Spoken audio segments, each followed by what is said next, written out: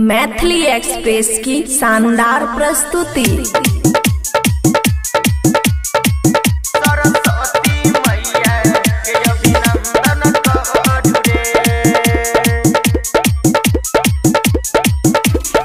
लखिन बिना बाली माथे चंदन करू रे सुन लखिन बिना बाली माथे चंदन करू रे सरस्वती मैया के अभिनंदन करू रे भैया रे सरस्वती मैया के अभिनंदन करू रे।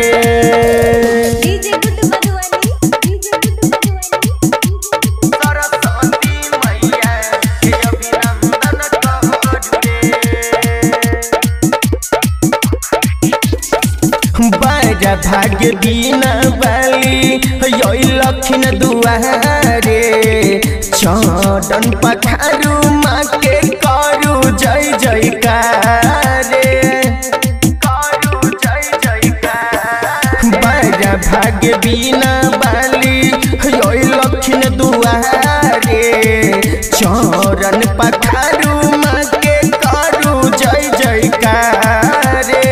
मैया के भगती में सब दन दन करू रे मैया के भगती में सब दन दन करू रे।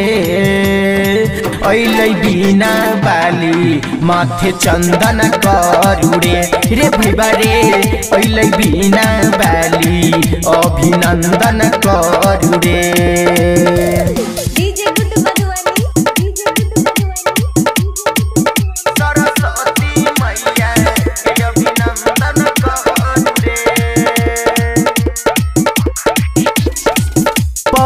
पर शादी लेके चरण में चढ़ाबू पुरोहित बजा के पूजा पाठ करबाबू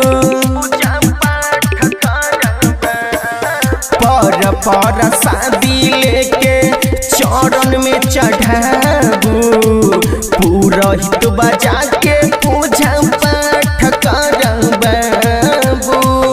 विक्रम बिहारी संगे वंदन करू रे किशन लाल पुजारी संगे वंदन करू रे।